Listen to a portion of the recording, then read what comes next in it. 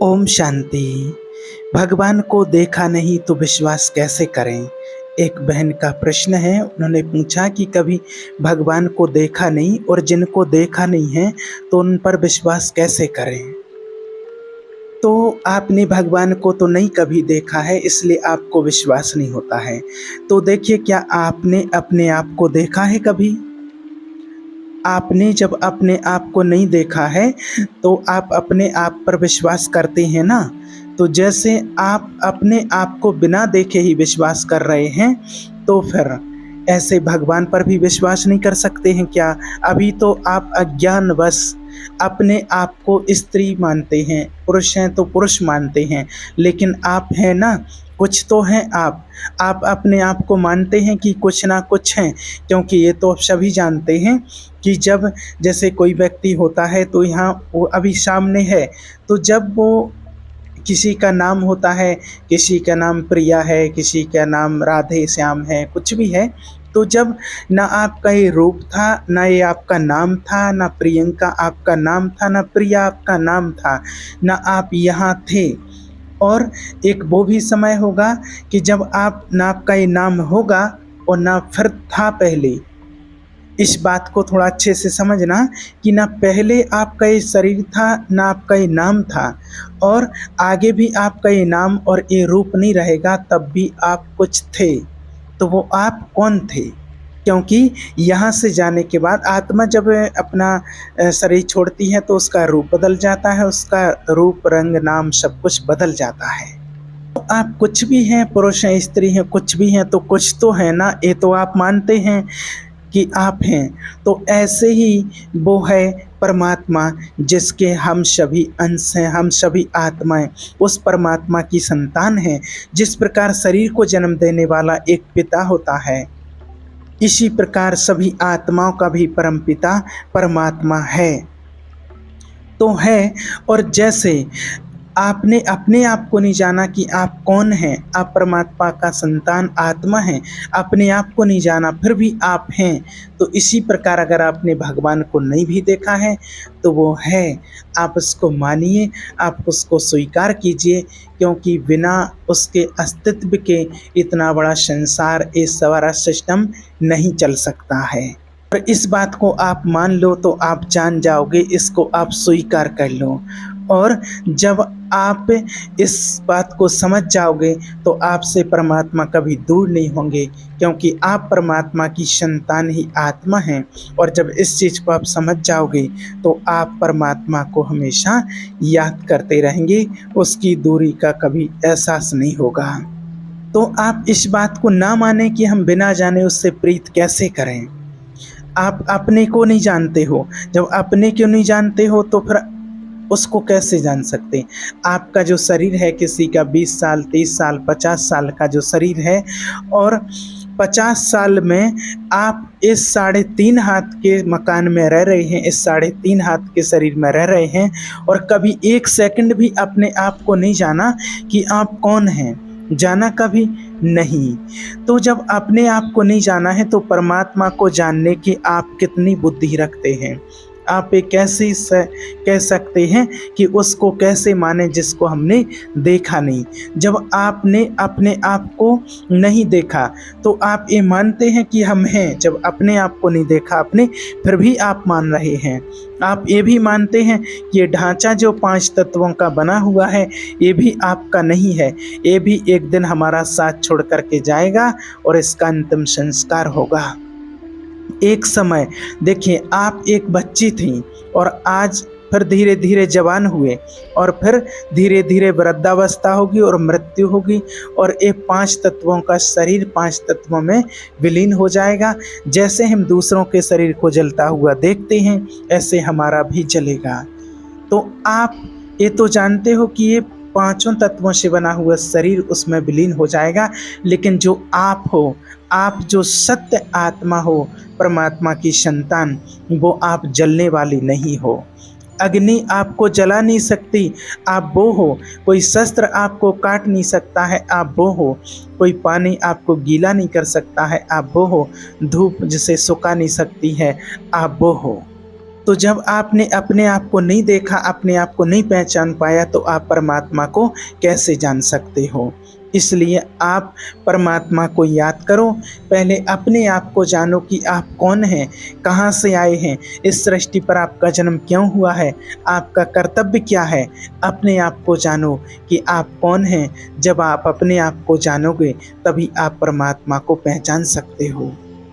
कहा जाता है कि पत्ता पत्ता सींचने से फूल कभी खिलता नहीं, और आत्मा के ज्ञान बगैर परमात्मा कभी मिलता नहीं। जब आपको स्वयं का ज्ञान होगा, अपने आप को जान पाओगे, तभी आप परमात्मा की प्राप्ति कर सकते हो, परमात्मा को जान सकते हो। इसमें आपको तर्क करने की ज़रूरत नहीं है, और बिना आत्मा के ज्ञान के आपको परमात्मा की प्राप्ति हो नहीं सकती है। और जब आस्था अंदर से जागती है तभी फिर हमें ईश्वर की प्राप्ति भी होती है, उसकी लगन लगती है। और कई लोग आस्था और तर्क के बीच का कई लोग नाजुक संतुलन नहीं समझ पाते हैं कि आस्था और तर्क के बीच में क्या होता है। तो देखिए, आस्था होती है हृदय से और तर्क होता है बुद्धि से। अगर आप किसी बात को जानने के लिए अगर श्रीमत प्रमाण अगर आप तर्क करते हैं किसी बात को जानने के लिए, तो वो स्वीकृत है, अच्छा है। लेकिन अगर आप किसी बात को अपमानित करने के लिए आप तर्क करते हैं तो वो वितर्क हो जाता है, और तर्क वितर्क फिर वो परमार्थ नहीं होता है, फिर वो लड़ाई झगड़े का रूप रख लेता है। किसी बात को समझने के लिए तर्क किया जाए तो वो युक्ति संगत है। श्रीमत के अनुसार अगर आप तर्क करते हैं, बात पूछते हैं, ईश्वर के बारे में जानना चाहते हैं, तो अच्छा है, सम्माननीय है कि ऐसा हुआ तो फिर ऐसा कैसे हो सकता है, फिर ऐसा कैसे हो सकता है। तो ये बौद्धिक बुद्धि से होता है। और जो आस्था होती है, जो हमारे अंदर आस्था होती है कि नहीं ऐसा ही है, जो है उसको ऐसा ही स्वीकार कर लो। जिसके लिए गीता में कहा गया है कि मैं जो हूँ जैसा हूँ, मुझे उसी रूप में अपने को आत्मा समझ करके मुझे याद करो, मन को मना करके मुझे याद करो। तो आस्था वाला व्यक्ति पहले उसका अनुभव करेगा कि जितना कहा गया है क्या ऐसा है, तो उसको पहले अनुभव करते हैं, फिर वो प्रश्न उठता है। लेकिन अगर उसको कोई चीज़ में अनुभव नहीं होगा, कुछ समझ में नहीं आएगा, उसको कोई अनुभूति नहीं होगी, तो जो आस्था वाला व्यक्ति होता है फिर उसके अंदर से सवाल उठता है कि इसको हमें जानना चाहिए। इसको जानने के लिए ही उसके मन में कोई सवाल होता है। लेकिन जो तार्की व्यक्ति होता है, तर्क करने वाला जो होता है, वो तार्की के अंदर तुरंत प्रश्न उठ जाएगा कि ऐसा है तो ऐसा क्यों, क्योंकि वो बौद्धिक स्तर से है, उसका तर्क बुद्धि से है, हृदय से नहीं है। और प्रेम राज्य में प्रवेश हृदय से किया जाता है, बुद्धि से नहीं। इसलिए तर्क से हम भगवान को नहीं पा सकते हैं, उसको आस्था से ही पा सकते हैं। बस हाँ, ज्ञान के लिए तर्क कुछ प्रश्न कर सकते हैं अगर आप नॉलेज के लिए कुछ जानना चाहते हैं। बाकी वैसे तर्क वितर्क परमात्मा में कभी नहीं करना चाहिए। जो सुना उसे स्वीकार कर लिया, तभी वो उसको साक्षात्कार कर पाता है और उसको विश्वास कर पाता है, क्योंकि विश्वास में ही शक्ति समाई होती है। अगर आप में विश्वास है तो आप ईश्वर की प्राप्ति कर सकते हैं। आपके अंदर अगर आस्था और विश्वास है तो बिना श्रद्धा और विश्वास के हृदय से ईश्वर का कोई साक्षात्कार नहीं कर पाता है। इसलिए तर्क की ज़रूरत नहीं है, इसके लिए आस्था की ज़रूरत है, विश्वास की ज़रूरत है। और जिनके हृदय में आस्था नहीं होती है वो समझ नहीं पाते हैं ईश्वर को, ना ईश्वर की भाषा को, ना ईश्वर को पहचान पाते हैं, क्योंकि उनकी बुद्धि में तर्क होता है। तो आस्था और तर्क में बड़ा अंतर होता है। आस्था हृदय प्रधान होती है और तर्क बुद्धि प्रधान होता है। इसलिए हमें ईश्वर पर कभी क्वेश्चन मार्क नहीं उठाना चाहिए कि हमने देखा। तर्क नहीं करना चाहिए कि देखा नहीं है तो उसको कैसे विश्वास कर सकते हैं, कैसे हम उसको मान सकते हैं। बहुत सारी चीज़ें ऐसी होती हैं इस दुनिया में कि सभी देखने में नहीं आता है, लेकिन फिर भी हमें मानना होता है और विश्वास करना होता है। और जो चीज़ अविनाशी होती है, अखंड होती है, उसको हम इन आँखों से देख नहीं पाते हैं, सिर्फ़ अनुभव कर पाते हैं। जिस प्रकार से देखिए हवा है, तो वो कभी किसी को दिखाई नहीं देती है, लेकिन फिर भी हम स्वीकार करते हैं, मानते हैं। हवा चलने लगती है, तो हमें महसूस होता है कि हवा चल रही है, लेकिन हमने उसको कभी देखा नहीं है। तो हम जैसे ही हवा चलती है तो हम महसूस करने लगते हैं। जैसे खुशबू है, तो खुशबू भी कभी दिखाई नहीं देती है। आज कोई अच्छी अगरबत्ती लगा दे, किसी और चीज़ की खुशबू आए, तो हमें महसूस होने लगता है कि बहुत अच्छी खुशबू आ रही है।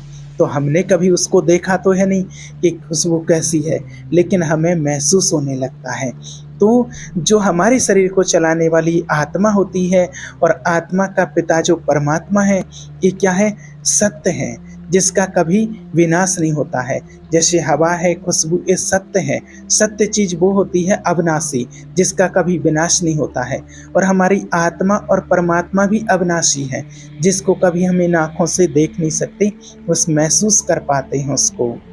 उसको इन स्थूल नेत्रों से नहीं देख सकते हैं, हमें उसको देखने के लिए ज्ञान चक्षु चाहिए, ज्ञान का नेत्र चाहिए, जिसके लिए गीता में कहा गया है कि हे अर्जुन, तुम मुझे इन नेत्रों से नहीं देख सकते हो, तो मैं मुझे देखने के ज्ञान चक्षु चाहिए, ज्ञान का तीसरा नेत्र चाहिए, उससे आत्मा और परमात्मा को देख सकते हैं। तो आत्मा और परमात्मा अविनाशी हैं, जो इन आँखों से हम नहीं देख सकते हैं, सिर्फ उसको हम महसूस कर सकते हैं। और उसको देखने के लिए चाहिए हमें ज्ञान का तीसरा नेत्र, ज्ञान चक्षु। तो इसलिए हमें परमात्मा में कभी तर्क नहीं करना है। ईश्वर सत्य है, इसलिए उसको सत्यम शिवम सुंदरम कहते हैं, और वो है। उसके बिना दुनिया का अस्तित्व ही संभव नहीं है। इसलिए आप परमात्मा को याद करें, परमात्मा में अटूट विश्वास रखें। विश्वास में ही आपकी शक्ति होती है, और जब आप विश्वास रखेंगे, आस्था रखेंगे, तो आपका ये प्रश्न ही आपके अंदर कभी नहीं आएगा कि हमने भगवान को देखा ही नहीं है। उसकी अनुभूति आपको ऐसी होगी कि जो आपके अंदर से ये सारे प्रश्न दूर हो जाएंगे। बस आप विश्वास कीजिए, आस्था रखिए, तो वो प्राप्ति आपको जरूर होगी। ओम शांति।